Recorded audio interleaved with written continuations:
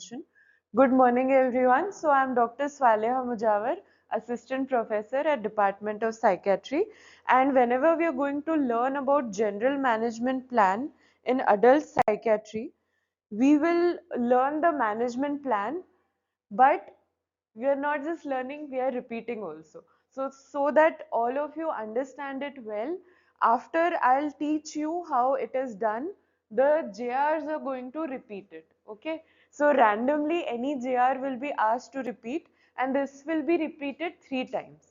ठीक है, तो whenever you want to learn something, आप जब भी कुछ सीखते हैं, repetition helps a lot.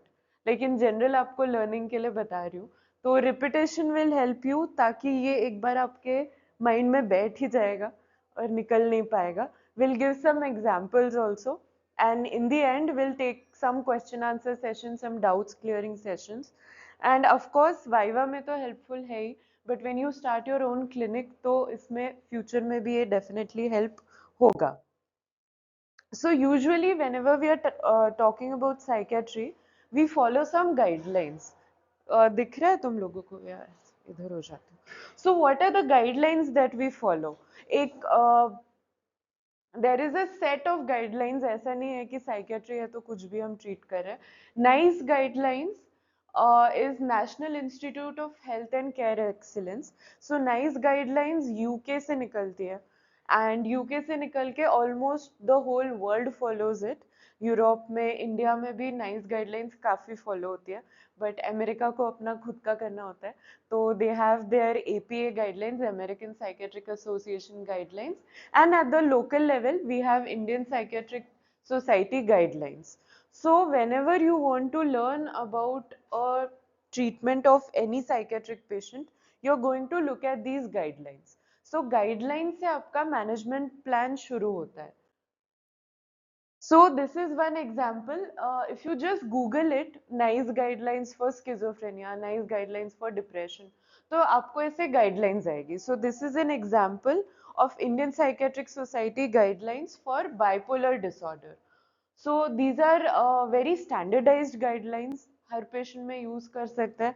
And जब भी आप viva में start करते हैं, या when the examiner asks you, how will you manage this patient? If you start with I will start according to NICE guidelines or IPS guidelines, it gives a lot of weightage to your answers. तो उससे start करेंगे तो पहले examiner को पता है कि हाँ आपने नाइस गाइडलाइंस पढ़ी है, आपको पता है कि नाइस गाइडलाइंस क्या होती है, तो this is always a very good start. Assessment is not covered in this lecture, but before management, obviously you will be assessing the patient. So you will be looking at the severity of current episodes, koi risk of harm to self or others hai. This is very specific to psychiatry. Any comorbid substance use or dependence, patient का level of functioning कैसा है, physical examination करते हैं, blood pressure, weight, all this mental state examination, all this you have done. ये सब करने के बाद next step क्या होता है? Next step is deciding the treatment setting. तो क्या क्या treatment settings होती है? ठीक है, तो वी हैव टू ऑप्शंस. आपके पास एक पेशेंट आया, लेट्स जस्ट इमेजिन कि एक हाइपोथेटिकल पेशेंट आ रहा है. पेशेंट कम्स टू यू, आपने असेसमेंट कर लिया, उसके बाद first step is you have to decide if you will treat the patient in OPD और इन आईपीडी. तो ये आपका सबसे इम्पोर्टेंट स्टार्ट होता है ट्रीटमेंट का. तो ओपीडी बेसिस पे मोस्ट साइकेट्रिक पेशेंट्स को हम ट्रीट करते हैं, but there are some indications for IPD management. So when you start your management, you will say ki I would like to treat the patient according to NICE guidelines, and I will admit the patient because either there is suicidality, agitation, violence, sometimes malnutrition, catatonia. We had 2-3 patients जो खाना नहीं खा रहे थे, बहुत malnourished थे, तो उसके लिए भी we have admitted. Patient unable to care for himself. These are like the most common indications. ये तो बोलना ही बोलना है, and ये तुम्हारे subconscious में होना चाहिए, especially exam going, all JRs. ये subconscious में डाल लो, इसमें बैठ के सोचना भी नहीं है. ठीक है, तो you are not sitting and counting oh suicide है नेक्स्ट क्या है. सबकॉन्शियस में डालो, this is very very common. What are the other points, और क्या क्या इंडिकेशंस हैं आईपीडी मैनेजमेंट के? Ma'am harm to society and to self. नहीं नहीं, वो हो गया, इसके अलावा एक है डायग्नोस्टिक क्लैरिफिकेशन, जो बुक्स में नहीं लिखा है, but a lot of times हम पेशेंट को एडमिट कर लेते हैं, उसको कोई इंडिकेशन नहीं होता है, बट देन तुम लोगों को कुछ तो बोलना होता है कि पेशेंट क्यों एडमिट है, तो you can just say for diagnostic clarification कि ओपीडी में क्रॉस सेक्शनली हमको समझ में नहीं आ रहा है कि पेशेंट को हमने 1 घंटे तक के भी देख लिया, इन्वेस्टिगेशंस कर लिया, but still our diagnosis is not clear, और we would like to rule out some diagnosis like some organicity या कोई और कॉज है। तो for diagnostic clarification is one point जो कोई बुक्स में नहीं दिया है, but you can say this in your exam and you won't be wrong. Second है फॉर डायग्नोस्टिक क्लैरिफिकेशन के जैसा ही कि on request of the patient, कौन से सेक्शन में आता है एमएचसीए के? 86। तो वही है कि ये ह्यूमैनिटेरियन ग्राउंड्स करके ये माना जाता है कि इंडिकेशन तो नहीं है, पर पेशेंट बोल रहा है, पेशेंट के रिलेटिव्स बोल रहे हैं कि प्लीज भर्ती कर लो, हम करते हैं ना, पर इसका तुम लोगों को एक टेक्निकल टर्म आना चाहिए कि इसको क्या बोलते हैं। तो on request of patient is also an indication, तो you can say that, and section 86 में वो अभी मैं आऊंगी वो इसमें, बट वही है कि दीज आर ऑल्सो इंडिकेशंस। सो ऐसा नहीं है कि अगर एग्जामिनर गूगली बोलेगा कि ये तो इंडिकेशंस है नहीं तो why would you like to admit, या तुम्हारे इसमें एडमिटेड क्यों है, तो ये भी थोड़ा अगर बोल दोगे तो you will earn extra brownie points. नहीं नहीं नहीं, रिपीटेड नॉन कंप्लायंस नहीं है। रिपीटेड नॉन कंप्लायंस कि रिफ्यूजल टू टेक मेडिकेशन बोल सकते हो, कि यही है कि तुम्हारा ना वर्डिंग थोड़ा इम्पोर्टेंट होता है। Food refusal, medication refusal is an indication, तो दैट इज बेटर। एंड ठीक है, तो तुमने बोल दिया कि हाँ नाइस गाइडलाइंस के अकॉर्डिंग मैं ट्रीट कर रहा हूँ, मैं एडमिट कर रहा हूँ पेशेंट को, बट ऑलवेज ऑलवेज ये पॉइंट हम कभी याद नहीं रखते हैं कि समझो पेशेंट को हाइपरटेंशन आपने बोला हिस्ट्री में कि 6 साल से पेशेंट एंटी हाइपरटेंसिव्स पे है, या पेशेंट को कार्डियक की हिस्ट्री है, कोई सर्जरी की हिस्ट्री है, तो ऑलवेज से I will get an opinion for a general physician for hypertension, because you are working in a tertiary care centre, आप पीएचसी में नहीं है, ठीक है, तो ऑलवेज ऑलवेज ये भी बोलना है, ठीक है, एंड ट्रीटमेंट सेटिंग के बाद बोलो तो बेटर है, because treating hypertension is more important. BP बढ़ जाएगा, पेशेंट को स्ट्रोक हो जाएगा, that is more, I mean वो डिसाइड करो, पेशेंट बहुत वायलेंट है तो obviously will, but most of the times हमारे यहाँ इतने वायलेंट पेशेंट्स नहीं होते हैं कि हमें उसका ज्यादा प्रायोरिटी लेना पड़े। पेशेंट अगर बोलता है कि abdominal swelling है, कुछ हाइड्रोसील जैसा आपको लग रहा है, तो I will take a surgical opinion. ये a lot of times we forget, या हमारे ध्यान में से निकल जाता है और हम बोलते नहीं है, पर these are very very important points, तो ध्यान में रखना है। अब हम आते हैं नेक्स्ट एमएचसीए के सेक्शन पे। I know at undergraduate level ये थोड़ा हैवी हो सकता है, पर फिर भी पता रहा तो बेटर है। MHCA is mental health care act, तो this is actually a law. Guidelines जो होती है वो तो मेडिकल लेवल पे होता है, एमएचसीए लॉ के लेवल पे है, कोर्ट के लेवल पे है। तो एमएचसीए पुराना वाला जो एमएचसीए है वो 1987 का था, this can be a neat MCQ, तो ध्यान रखो।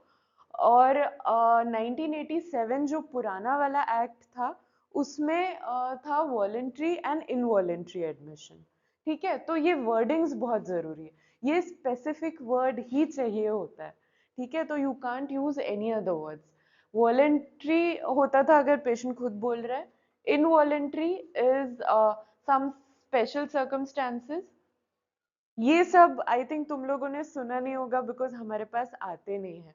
Reception order by petition, reception order without petition, inquisition and prisoner, ये जो चारों हैं ये मेडिको लीगल केसेस हैं, एमएलसीज जो आते हैं।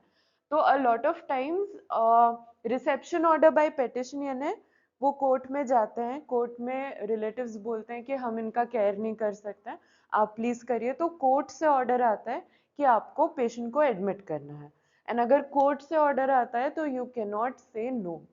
ठीक है, रिसेप्शन ऑर्डर विदाउट पिटिशन यानी कि होमलेस पीपल मिल गया, पुलिस को कोई मिल गया एंड पुलिस लेके गया एंड फिर कोर्ट ने बोला कि इसको मेंटल हॉस्पिटल में रखना है, तो then that is reception order without petition.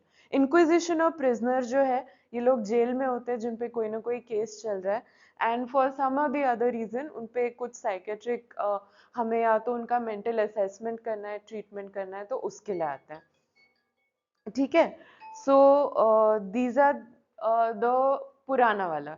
नए वाले में independent admission and supported admission. ठीक है, तो द करंट जो एग्जाम हुआ है, फाइनल एग्जाम, इसमें ये I think these words were not used and these were the words which the external was also searching for. तो इधर से voluntary involuntary, if you are following the 1987, if you're following the recent act, say independent admission or supported admission। ठीक है, coming to the next point, risk assessment, जो तुम लोग कभी बोलते नहीं हो, but if you miss this, this is again very very gross negligence. A patient of psychiatric illness might have suicidal ideations, might be agitated। तो अगर आप हिस्ट्री में बोल रहे हो कि पेशेंट को सुसाइडल आइडिएशंस है या हिस्ट्री में अगर एजिटेशन आ रहा है, तो मैनेजमेंट में तुमको कुछ ना कुछ उसका बोलना है कि तुम क्या करोगे। ठीक है, you can't just ignore and just jump on to psychopharmacology, I'll start the patient with antipsychotics। नहीं, these are the steps। ये step by step, each and every step follow करना है and ये basic steps है, these are like essential। ऐसा भी नहीं कि ये मैं तुम लोगों को बहुत ऐसे ओवर द टॉप बोल रही हूँ या एक्स्ट्रा मार्क्स के लिए बोल रही हूँ। This is like very very basic precaution. So after you will say that I will admit the patient, I will gate इधर अ मेडिसिन ओपिनियन और सर्जिकल अगर इमरजेंसी है तो। Next I will take suicidal precautions or I will take precautions for an agitated patient। Now JRs, tell me suicidal precautions क्या है? 1 2 3 4। First point, keep all the sharp servings, proteins away from the patient if they need strict So point number 1 is no loose objects, sharps, wires near the patient। ठीक है, हाँ, तो strict supervised medication। ठीक है, point number 3 जो रिया ने बोला था, एक्चुअली 2 पॉइंट कम। स्ट्रिक्ट विजिलेंस, जिसमें हम बोलते थे कि 24 hours observation by the staff और द अटेंडेंट, जो भी पॉसिबल हो। पॉइंट नंबर 4,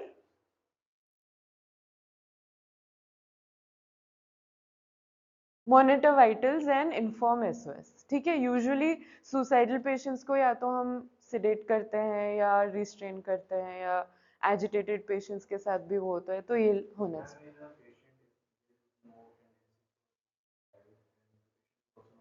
हाँ, फिर नहीं बोलना। हाँ हाँ,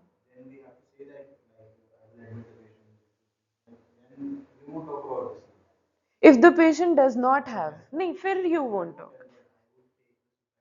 नहीं नहीं नहीं, पेशेंट में नहीं है तो नहीं बोलना है। पेशेंट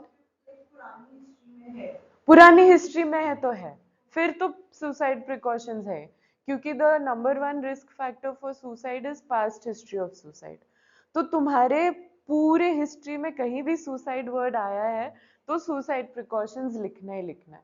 हम लोग तो in our PG college I used to write at all the files, क्योंकि वहाँ मेडिको लीगल काफी होता था, तो हम फाइल पे तो लिख ही देते थे कि हम ये प्रिकॉशंस ले रहे हैं, इसके बियॉन्ड अगर कुछ होता है तो of course it's not in our hands, but on paper तो we are safe because हमने सारे suicide precautions लिखे। रिपीट करो, इंटर्न सुसाइड प्रिकॉशंस क्या क्या सीखे हो? स्ट्रिक्ट विजिलेंस, ठीक है, और very good, strict supervise medications और vitals monitor and inform SOS। ठीक है, तो now when you will go to other departments, तुम्हारी पोस्टिंग बाकी जगह भी होगी, तो ये सुसाइडल पेशेंट्स है तो तुम एटलीस्ट सुसाइडल प्रिकॉशंस लिख सकते हो। The resident will come and see the patient, but ICUs में होता है कि अननोन सब्सटेंस कंज्यूम करके आ गया या सुसाइड अटेम्प्ट करके आ गया, तो बहुत सारे पेशेंट्स आईसीयूज में होते हैं, तो at least you can give the knowledge of suicidal precautions also, pass on the knowledge. Agitated patients में क्या क्या है प्रिकॉशंस, क्या लिखोगे? मैम क्या कहते हैं patient is violent then restrain orders. Yes, तो रिस्ट्रेन, इधर रिस्ट्रेन एसओएस या रिस्ट्रेन की informed consent taken from the relatives and restrain. और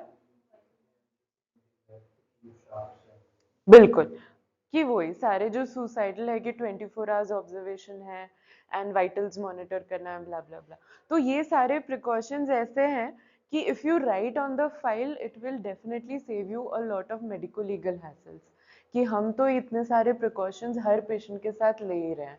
तो ऑलवेज रिमेंबर इफ यू से दिस, काफी अच्छा लगता है, स्पेशली अगर पेशेंट को है सुसाइड।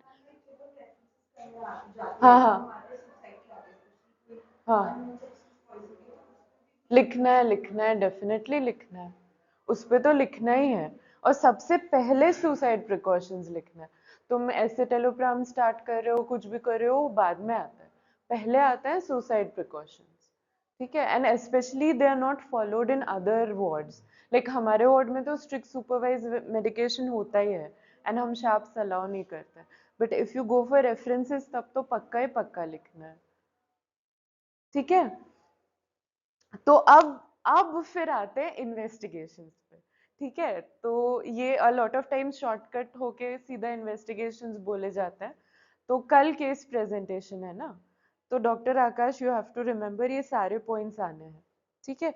इन्वेस्टिगेशंस में वो पता ही है हमको, ये तो CBC, LFT, renal function, fasting, electrocardiogram, ये सब तो बोलना ही बोलना है, ठीक है? रेडियोलॉजिकल इन्वेस्टिगेशन, सीटी या एमआरआई, सीटी के क्या क्या इंडिकेशंस हैं?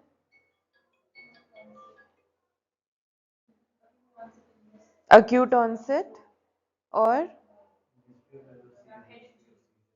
हेड इंजरी, सीजर नहीं, हेड इंजरी, हेड इंजरी है, स्ट्रोक है, और क्या बोला? Acute onset of any psychiatric symptoms, तो सीटी स्कैन करना ही है। और नहीं नहीं, वो नहीं बोल सकते।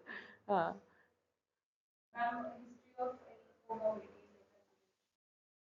नहीं नहीं नहीं नहीं, स्पेसिफिक इंडिकेशंस है।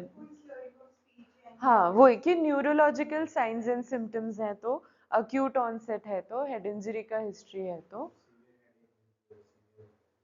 हाँ, तो सिवियर हेडेक, सब एराक्नोइड हेमरेज अगर हम चाह रहे हैं तो, न्यूरोलॉजिकल में सब आ जाता है। वो साइनोप्सिस में ना एक 4-5 पॉइंट्स का एक टेबल ही है, वो टेबल तुम लर्न कर लो, वो टेबल बोलना ही बोलना है कि तुम लोगों को वैसे भी सीटीएमआरआई रखने हैं टेबल वाइवा में, तो you should know that table by heart. MRI कब करोगे? सीजर्स में, ठीक है, with MRI, with epilepsy protocol MRI वाला करेंगे। और तुम लोग भी बोल सकते हो अगर, या इंटर्न।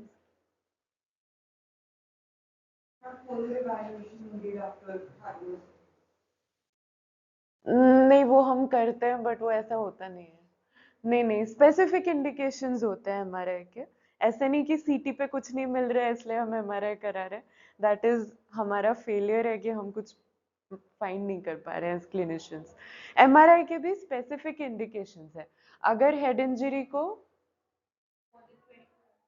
मोर देन 48 आवर्स, ठीक है, तो मोर देन 48 आवर्स हो गया, न्यूरोलॉजिकल साइंस एंड सिम्टम्स को भी 48 आवर्स हो गया, ठीक है, एंड स्पेसिफिक इंडिकेशंस हैं वो लर्न कर लेना, बट रेडियोलॉजिकल इन्वेस्टिगेशंस पता होना चाहिए कि कब कब करोगे। ईजी थायराइड करा सकते हैं जब जरूरी हो, अगर इंडिकेशन है तो। थेरेपेटिक ड्रग मॉनिटरिंग ऑल्सो, अगर तुमने हिस्ट्री में बोला है कि पेशेंट लिथियम पे है, कोई साइकेट्रिक मेडिकेशन पे है, तो therapeutic drug monitoring also. Urine for drug screen, if you are suspecting that there is some अगर मेल पेशेंट है, यंग है, घर वाले बोल रहे हैं कि हाँ बाहर जाता था, हो सकता है नशा करता हो, तो if you are suspecting some substance dependence, तो यूरिन फॉर ड्रग स्क्रीन है, उसमें पता चल जाएगा कुछ नशा करता था या नहीं। हम लोग अगेन इन आर हमारा तो गवर्नमेंट था तो एवरीथिंग वाज फ्री, तो ऑल मेल्स का ड्रग स्क्रीन हम कराते थे, irrespective of everything. A lot of times history भी क्लियर नहीं होती थी, पुलिस लाते थे तो पता नहीं होता था। तो इसीलिए urine for drug screen again very very important, when ever possible करो। फीमेल्स में यूपीटी करना बहुत जरूरी है। अगेन अगेन वहां पे बिकॉज फ्री था तो हम सारे फीमेल्स का यूपीटी करते थे। तो मेल है तो यूरिन फॉर ड्रग स्क्रीन करना है, फीमेल है तो यूपीटी करना है। तो एनीवे यहाँ पे तो आई नो पैसे इन वो सब का आता है, बट एटलीस्ट वाइवा के लिए बोलते टाइम अगर तुम लोगों को लग रहा है कि पर्टिनेंट है, स्पेशली रिप्रोडक्टिव एज ग्रुप की फीमेल है, तो यूपीटी बोलना ही बोलना है। Even if she is not married, UPT करना ही करना है। ठीक है, नेक्स्ट फिर आता है स्केल्स। ठीक है, तो इन्वेस्टिगेशंस के बाद हम स्केल्स बोलते हैं। स्पेसिफिक स्केल्स होते हैं साइकेट्री में, तो स्पेसिफिक स्केल्स तो तुमको क्लास में पढ़ाएंगे। जैसे डिप्रेशन है, डिप्रेशन में हैमिल्टन स्केल होता है for depression, Hamilton scale for anxiety होता है, तो वो जब वो स्पेसिफिक क्लास होगा तब करेंगे। But according to the illness, illness specific हम एक स्केल लगाएंगे। स्केल लगाएंगे डे 1 पे before starting treatment, so that we have a baseline idea. ठीक है, and this is ideally what should be done. And ideally daily basis पे वो scales लगते हैं कि हम जो ट्रीटमेंट दे रहे हैं उससे कितना इम्प्रूवमेंट आ रहा है। तो daily application of scales and specific scales will be discussed later, तो वो तो कर लेंगे, बट इतना याद रखो स्केल्स लगाना है। The exam is concerned, hmm if we have telling about we applied a scale on hmm the day second, and hmm the first day patient was so much agitated or could it be applied? Hmm Can we say this it was applied on the day second or third? हाँ, but there are a lot of clinician rated scales. ये जो तुम बोल रहे हो वो self measured scales है ना, तो क्लिनिशियन रेटेड स्केल तो वो बोलेंगे तुम लगा ही सकते हो, जैसे बीपीआरएस है, बीपीआरएस क्लिनिशियन रेटेड है। या फिर अगर तुम इन्फॉर्मेंट से ले रहे हो हिस्ट्री, तो फिर लगाना ही लगाना है। हम लोग तो लगाते ही थे without fail, because again medico legal होता था। तो अगर हम स्केल नहीं लगाते थे तो कोर्ट से था कि तुम काम नहीं कर रहे हो, तुमने स्केल नहीं लगाया, तुमको कैसे पता कि पेशेंट को कितना डिप्रेशन था, एंड ये वो, तो वो आई नो वो व्हेन थिंग्स गो रॉन्ग तो कुछ भी हो सकता है। तो always to be safe from your side कि स्केल्स लगाना ही है। एंड ऐसा नहीं है कि एक ही स्केल आता है। For schizophrenia there are at least 10 scales, for depression at least 10 scales. तो उसमें देख लो क्लिनिशियन रेटेड स्केल कौन सा है और वो लगाना है। ठीक है, कुछ कुछ बेड साइड टेस्ट भी होते हैं जो सारे पेशेंट्स में लगा सकते हैं। क्या है वो? Monitoring scale. नहीं, बेड साइड यानी 2 मिनट लगेंगे तुम्हें वो करने में। नहीं, एक क्लॉक ड्राइंग टेस्ट होता है सीडीटी। तो क्लॉक ड्राइंग में बस वही पेशेंट को बोलना है कि एक क्लॉक बनाना है और एक टाइम देना है उसको। और ऐसा नहीं 6 o'clock वगैरह, इजी वाला टाइम नहीं, थोड़ा डिफिकल्ट वाला टाइम। तो उससे काफी पता चलता है। क्लॉक ड्राइंग टेस्ट रीड करो, हम लोग सीडीटी भी सारे पेशेंट्स में लगाते थे। वो वही है कि क्लॉक ड्राइंग से ना बहुत चीजें पता चलती है। And it takes literally 2 minutes कि पेशेंट को एक पेज दो और उसको क्लॉक बनाना बोलो। Exactly exactly. थोड़ा डिफिकल्ट जो होता है टाइम। एंड अब तुम रोज लगा रहे हो तो रोज सेम टाइम भी नहीं देना है, एवरी डे अलग अलग टाइम देना है। तो हम लोग ये as a bedside test करते थे, पेशेंट का बेसिकली कॉग्निशन पता चलता है। तो if you want you guys can go, एक पेपर ले लो फ्री वाला, सारे पेशेंट्स को बोलो क्लॉक ड्रॉ करना है, एंड यू विल सी कि अलग अलग क्या क्या साइकोपैथोलॉजी। आई एम श्योर एक भी पेशेंट करेक्ट नहीं करेगा। So it is a very interesting test. Again, we used to do this every day as a bedside test. काफी चीजें पता चलती है, वो तुम लोग थोड़ा डिटेल में रीड करो। So this is something which you should know. Now coming to the actual treatment. ठीक है, जो तुम लोग डायरेक्ट जंप करते हो, तो अब आएंगे हम ट्रीटमेंट पे। तो do not again start with I will start with antipsychotic. I will divide my treatment into acute or immediate treatment and long term or maintenance treatment. Psychiatric illnesses सारी chronic होती है, at least 1 साल तक तो treatment चलता ही चलता है. So you will always divide it into acute and long term. Then acute treatment I will divide into pharmacological, non-pharmacological and other biological therapies. ठीक है? अब pharmacological management, pharmacological I think this is something जो तुम लोग सबसे ज्यादा comfortable हो। तो इसमें तुम क्या बोलते हो? I would like to start the patient on tablet olanzapine 5 mg at night. ठीक है? I will start the patient on antipsychotics नहीं, तुम साइकेट्रिस्ट हो, तुम एमबीबीएस डॉक्टर नहीं हो, साइकोसिस का पेशेंट है तो पता है एंटीसाइकोटिक्स देना है। ठीक है? But at a speciality level you will have to say the dose, the route, the time, कैसे क्या दोगे। तो tablet olanzapine 5 mg at night. ठीक है? This is like the proper way to say. And of course इसके बाद फिर क्या बोलना, बहुत ऑकवर्ड साइलेंस आ जाता है कि ये तो बोल दिया, अब आगे क्या करें। ठीक है? तो वो ऑकवर्ड साइलेंस के लिए लर्न कर लो, रट लो ये वाली lines. I would monitor for side effects. ठीक है? जब भी साइड इफेक्ट्स बोलते हो तो पता रहना चाहिए। ठीक है? साइड इफेक्ट्स क्या है 3 साल में पता चल जाएंगे, उतना मुझे भरोसा है तुम लोगों पे। But know the side effects. अब दिमाग में तुमने सोचा है कि मैं ओलानज़ेपिन देने वाला हूँ, तो फर्स्ट क्वेश्चन दे लास्ट कि ठीक है what side effects will you monitor. तो क्या साइड इफेक्ट्स मॉनिटर? इमीडिएटली तुमने एक रात में उसको दिया, उसको मेटाबॉलिक, हाँ, नोजिया, वॉमिटिंग, सिडेशन, डिजीनेस, हाँ टैकिकार्डिया भी हो सकता है, हाइपोटेंशन हो सकता है। तो याद रखो इमीडिएट एंड कॉमन वाले साइड इफेक्ट्स जो है वही मैं बोल रही हूँ, तुम स्पेशलिस्ट अभी बन रहे हो। तो metabolic side effects MBBS level पे सबको पता होता है कि ओलानज़ेपिन से होता है। ठीक है? एज ए स्पेशलिस्ट तुम एक्स्ट्रा क्या बता रहे हो? ठीक है? तो तुम पहले देखोगे सिडेशन हो रहा है पेशेंट को, that is like the most common side effect.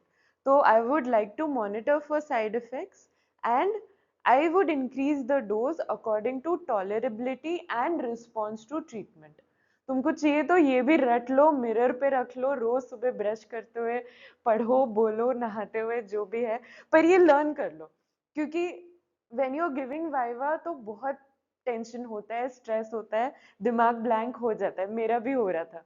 But अगर तुम लोग ये स्पाइनल लेवल पे करते हो ना कि इसमें सोचना ही नहीं है, बस रट के बोलना है, so then it's easier for you also, you get some breathing time to think about other things.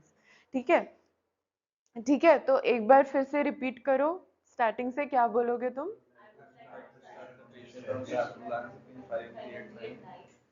Monitor the side effects. I will increase the dose according to tolerability and response. ठीक है? इतना बोलोगे, कोई कुछ नहीं बोलेगा तुमको। ठीक है? Very common question, why would you prefer olanzapine और व्हाटएवर ड्रग, एसिटेलोप्राम हो गया, रिस्पेरिडोन हो गया, why would you prefer this? तो देखो दो चीजें हैं, एक है कि क्लिनिक में हाँ हम बैठ के सोच रहे हैं कि पेशेंट पतला है, पेशेंट खा नहीं रहा है, पेशेंट सो नहीं रहा है, इसलिए हम ओलानज़ेपिन देते हैं। ठीक है? This is our clinical approach. But academic या थियोरेटिकली ये आंसर करेक्ट नहीं है। ठीक है? तो you should know each and every drug का एडवांटेज क्या है, प्लस पॉइंट क्या है। तो स्टाल्स में ना एंड में, at the end of each and every drug pearls लिखे हैं। ठीक है? तो पर्ल्स का मतलब वही है कि वो एडवांटेज क्या है ओवर अदर एंटीसाइकोटिक्स और एंटी डिप्रेसेंट। तो तुम लोग वो पर्ल्स पढ़ लो कि why would you want this medication, बस वो पर्ल्स के तुम पॉइंट्स 1 2 3 4 बोल दो, हो जाएगा। ठीक है? And of course the guidelines also, कि नाइस गाइडलाइंस बोलते हैं इसलिए, एंड इसका ये एडवांटेज है क्योंकि गाइडलाइंस भी बहुत वेग है। वैसे नाइस गाइडलाइंस है कि फर्स्ट लाइन है सेकेंड जनरेशन एंटीसाइकोटिक, तो या फर्स्ट लाइन है एसएसआर है, तो नाइस गाइडलाइन भी बोलो और पर्ल्स भी बोलो, ये दोनों तुम्हें पढ़ना है एंड पहले से डिसाइड करके जाओ। ठीक है? तुमको 1 घंटा मिल रहा है to take the case and तुम्हारे वाइवा को थोड़ा और टाइम होता है अगर if you are not going first, तो बैठ के तुम पहले से डिसाइड करो। वहां पे जाके एग्जामिनर के सामने बैठ के मत डिसाइड करो, या लाइफ का तुम मत सोचो कि अच्छा अब मैं क्या दूंगा पेशेंट को। All this things should be already there decided in your mind. तुम्हारे पास क्लिनिक में भी जब पेशेंट आएगा, पेशेंट बोलने लगता है, तभी तुम्हारा डिसाइड हो जाता है कि क्या ट्रीटमेंट होता है ना। तब तुम बैठ के सोचते नहीं हो, या पेशेंट एक दूसरे को देख रहा है और तुम सोच रहे हो कि अब मैं क्या दूंगा, ऐसे नहीं है। तो पहले से डिसाइड करो क्या बोलने वाले हो, क्या रीजन है। Everything should be already there in your mind beforehand. Coming to the non pharmacological treatment, ये तो कोई बोलता ही नहीं है, but if you want to remember, always remember biopsychosocial model. All psychiatric illnesses have a biopsychosocial genetics बोल रही हूँ, etiology. तो जब भी हम etiology में जाते हैं, biopsychosocial होता है, तो इसीलिए ट्रीटमेंट भी biopsychosocial ही होना चाहिए। तो बायोलॉजिकल ट्रीटमेंट तो हमने देख लिया, वो फार्माकोथेरेपी में है। साइकोलॉजिकल एंड सोशल ट्रीटमेंट नहीं आता है, नहीं बोलते हैं, तो उसमें सबसे पहले साइको एजुकेशन। ठीक है, इररिस्पेक्टिव कोई भी डायग्नोसिस हो, स्किजोफ्रेनिया हो, एडिक्शन हो, कुछ भी हो, साइको एजुकेशन करना ही करना है। What is psycho education, uses के लिए थोड़ा बता दो, पता है क्या होता है साइको एजुकेशन?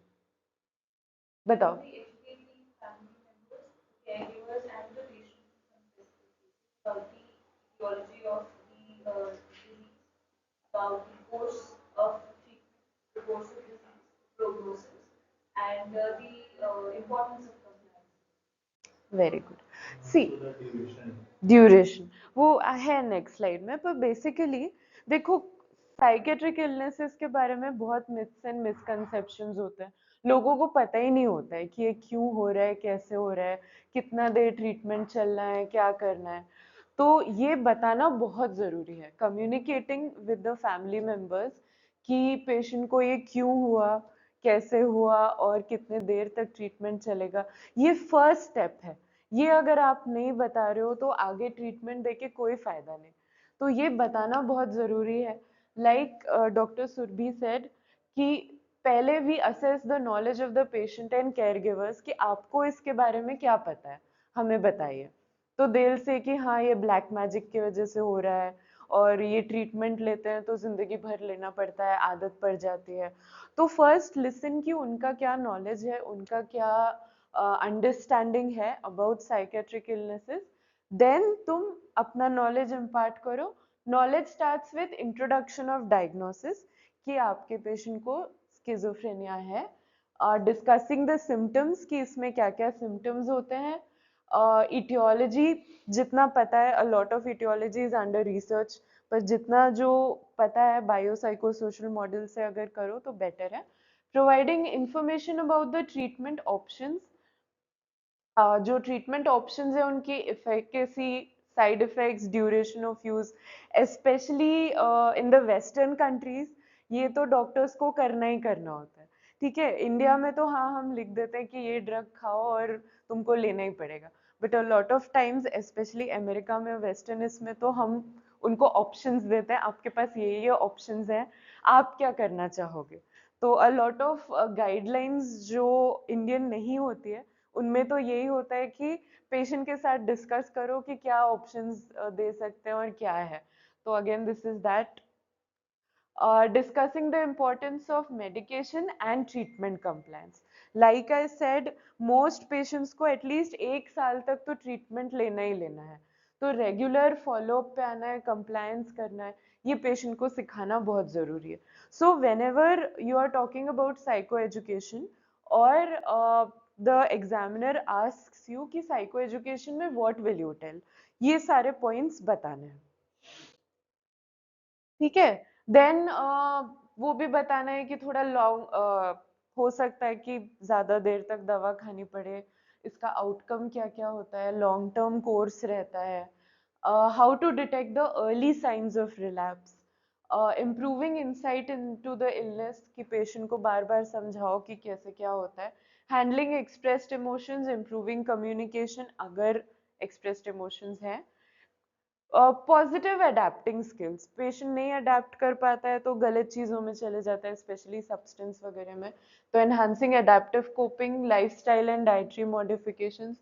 सो डॉक्टर श्यामाशीष का लेक्चर है लाइफस्टाइल एंड डाइटरी मॉडिफिकेशन पे, तो यूट्यूब पे you guys can go through this lecture if you are interested. फिर आते हैं बाकी इंटरवेंशंस। एक तो पॉइंट हो गया साइको एजुकेशन, जिसमें आप एक जनरल पेशेंट को आइडिया दे रहे हैं, पर a lot of times examiners are then कि नहीं और बताओ नॉन फार्माकोलॉजिकल में क्या करोगे क्या करोगे। तो again these are like so many options available जो हम कर सकते हैं एंड जो बोलना ही बोलना है।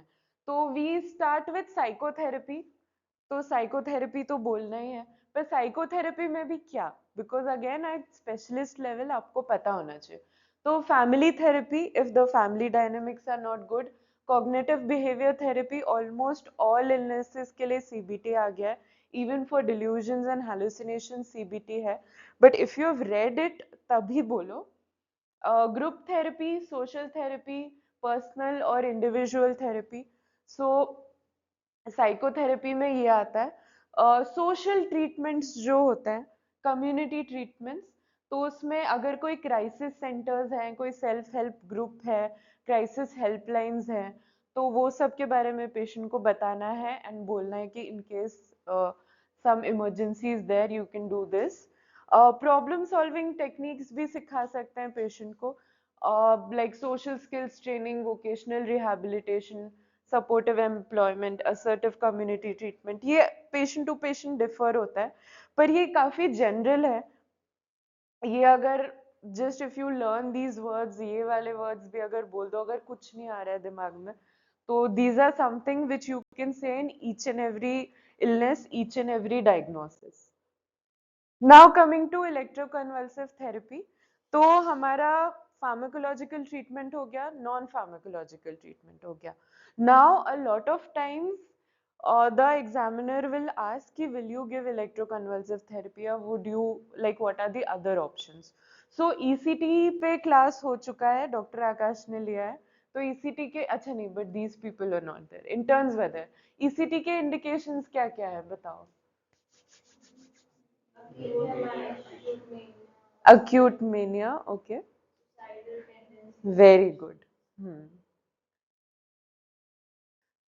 So this is a neat question also कि ECT कब कब indicated है। तो there are absolute indications and relative indications। absolute indications suicide है ही, patient अगर suicide बोल रहा है तो you have to give ECT। then patient is refusing to eat, refusing medications, there are no improvement with any medications, a lot of times side effects इतने ज्यादा होते हैं कि पेशेंट टॉलरेट ही नहीं कर पा रहा है, तो हम ईसीटी देते हैं। ईसीटी का रूम है तो तुम लोगों को दिखा देंगे, इंटर्न्स को तो दिखाया है, बट क्लिनिकल पोस्टिंग वालों को भी ईसीटी रूम दिखा देते हैं, मशीन कैसी होती है क्या होती है। ठीक है, side effects you should no ECT के क्या क्या है। Amnesia and headache, very good. Amnesia is it permanent? हाँ, तो कितने दिन में ठीक हो जाता है? 1 month। ठीक है, तो even if there is amnesia you have to just reassure the relatives कि अगर हो भी रहा है तो 1 महीने से ज्यादा ये नहीं होगा। ठीक है, देन साइड इफेक्ट्स तो अगेन इज लॉन्ग, ये प्रोसेस थोड़ा बहुत तुम लोगों को पता होना चाहिए because you guys have all seen ECT, तो you guys know the process and you will be teaching undergraduates also, तो थोड़ा और तुम लोगों का रिवाइज हो ही जाएगा। तो ईसीटी इज वन थिंग। तो we have finished with acute treatment या immediate treatment, then comes your long term management और maintenance treatment।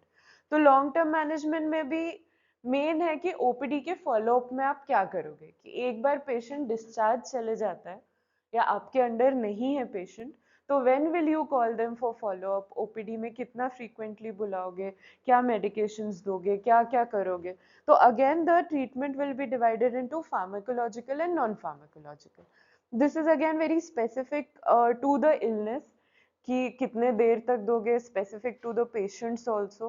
तो अगेन वो तो हम जब स्पेसिफिक इलनेसेस डिस्कस करेंगे तब आप लोगों को बता ही देंगे। नॉन फार्माकोलॉजिकल ट्रीटमेंट में भी वही है कि साइको एजुकेट करते रहो, एंड जो भी हमने वो चार्ट देखा था, again that chart will be the same. So more और लेस लॉन्ग टर्म ट्रीटमेंट तक के तो everybody is a bit tired also of discussing, पर पता होना चाहिए कि कैसे क्या होता है, एटलीस्ट सम स्मॉल ये कि कितने दिन तक दोगे और कब बुलाओगे, कैसे बुलाओगे, वो सब तुम लोग करते ही हो, तो I am sure you will learn it very well and will be doing it in specific other places also. Okay, so this was the last slide. इससे हम अभी like we have finished the learning part of it. Now we'll go to the revision part of it. ठीक है, तो revision करते हैं। I think किससे start करें? Shamasis, Dr. Shamasis. So just any management, better, you can sit and say also. Any management, how will you say? Yeah, how will you tell about the general management in psychiatry? Firstly, we'll assess the patient and we'll inform the family or the patient regarding if there is a need for OPD treatment or IPD treatment regarding the same. And Inform the family. I would I would like like to to, admit the patient, yes. or I would like to treat the patient on OPD basis. That's the one. And then if the patient is admitted, then we'll firstly inform the family and the patient regarding the illness and the course of the illness or the medication and the course of the treatment for the same. And then we'll apply scales and send basic investigations, which would be needed for that particular case. And then I would like to divide my. yes, then we'll start the treatment and would divide my treatment in two phases. Firstly, for the acute management, and then for the long-term management, uh, and would monitor the for the side effect profile of the medications given, and also would uh, increase or decrease the dose depending on the tolerability and the efficacy of the drug. And also this would be the pharmacological aspect, and along with the pharmacological aspect, I would also start along with it the non-pharmacological aspect, in which there would be psychoeducation of the illness according to the biopsychosocial models, and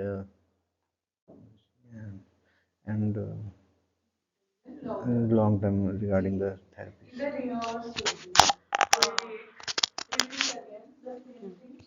Ma'am, firstly, I would say that I would like to admit my patient. We'll categorize it into voluntary or involuntary admission and then state the MHCA Act regarding the same. If I have done involuntary admission, then I also like to state the reason that why I have done it, whether it's suicidality, agitation, refusal to food, or anything else. After that, if I have admitted the patient for suicidality, or if there is a chance of suicide or a history of suicide, I would like to do for suicide assessment. Along with that, suicide precautions, risk assessment, which includes suicide precautions and how I would like to handle if the patient is in agitation. After that, once this is done, I would start with basic the general physical examinations, and if in the history there is a component of any comorbid illness, then I would like to take a general physician or a general or a surgical opinion, since we are working in a tertiary care sector. After this, I would go in for basic investigations, whatever are indicated. After this, we'll go for the appropriate scales that are required, and I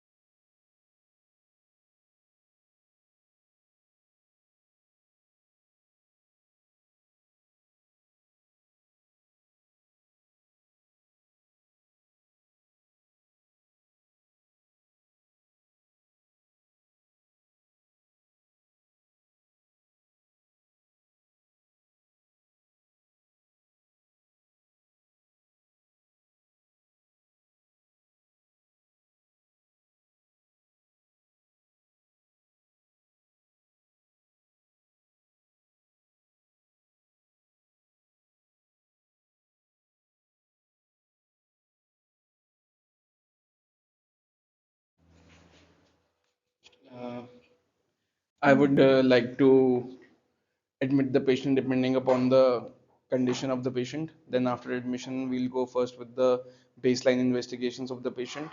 If there are any other comorbidities, we'll get the referral done. Following which we will state that if the it's assisted admission or independent admission. Following that, we will start the medications on any antipsychotic or any antidepressant. Send the divide my treatment into acute management and long-term management. In acute management, I will start the patient on the appropriate medications, follow for the acute side effects that the patient might experience. Uh, then for the long-term treatment, patient will be given the appropriate treatment regarding both the psychoeducation, psychotherapy, and the required drugs that are required for the course of the treatment. Good, good, good. So good, well done. Any doubts? Any confusion? Uh-huh.